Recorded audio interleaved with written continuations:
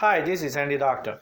Today, I'm going to show you how to reset the inspection notice on a vehicle made by Volkswagen Group using OBD11 device. The vehicle I have is an Audi Q7, but other ones are very similar. As you can see, there is no option in the MMI to reset it. You can reset the oil change interval, but not the inspection notice. Obviously, you need to get an OBD11 device, the one on the left. There are many options on Amazon. You can just get the cheapest version. The professional version is just an activation code. The hardware is exactly the same. Now, there's one for $65 and there's one for $88. The $65 is the more traditional one, only for Android. The other one is for Android and iOS.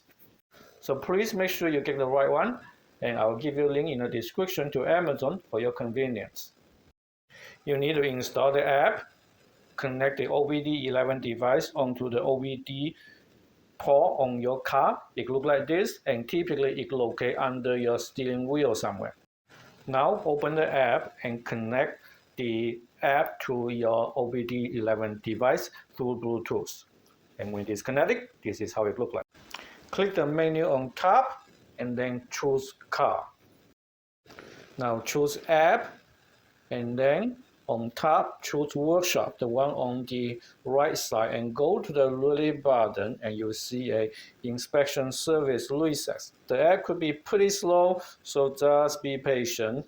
Okay, and click Inspection Service Reset, and then you get another window. It may take a few seconds to load, and when it finally loads, you see you can choose Reset.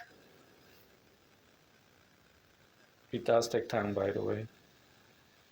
Okay, now you can reset service. Make sure you hold the green check mark. Hold it, not just click, hold it, and it will work. So see it show working, and then after that, it is done.